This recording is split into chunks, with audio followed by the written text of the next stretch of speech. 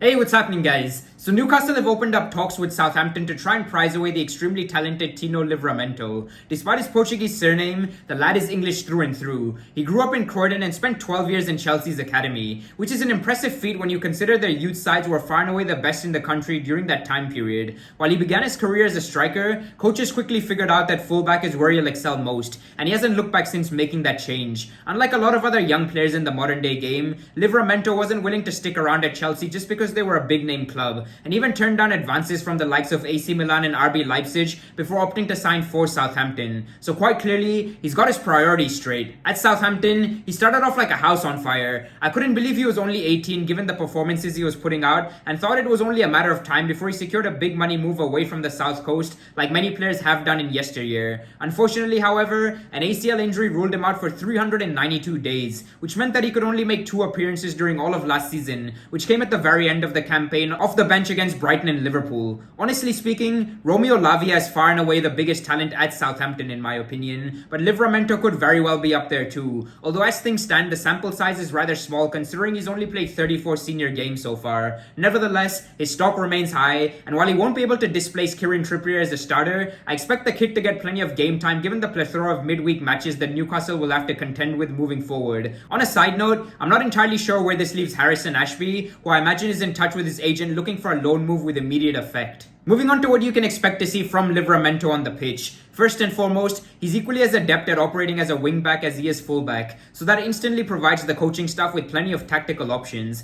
An added bonus is that he can be stuck out on the left flank too, because of how strong his weaker left foot is, although I don't expect Eddie Howe to go down that road. His attack-minded nature sees him granted the freedom to push forward and make a difference in the final third, and that's something he well and truly relishes. Whether it be through his pace, dribbling in one-on-one situations, or powerful running, he finds a way to get up and down the pitch like a bloody machine, which is aided by the fact that he takes great pride in pressing the opposition and has interception numbers that are comparable with the very best in the game. What stands out above all else though is his crossing. Rather than floating it in, his trademark move is to play a pinpoint drilled ball towards late runners into the box or retreating center forwards who only have to tap it in to get on the score sheet. That being said, he's poor in the air, which is likely due to his stature, and remains average in terms of defending, although there's plenty of time for improvement in that regard taking into account he's only 20. Overall, this is a shrewd move by Newcastle, and one that's well worth the reported £15 million price tag. While it's obviously not a game changer like Tonali, it helps improve the squad, and that's becoming almost as, if not more important, than just focusing on the first 11. If you're new to my channel, please do make sure to check out my Newcastle United playlist. Let me know your own thoughts on all of this down below, and I'll catch you in the next one, folks.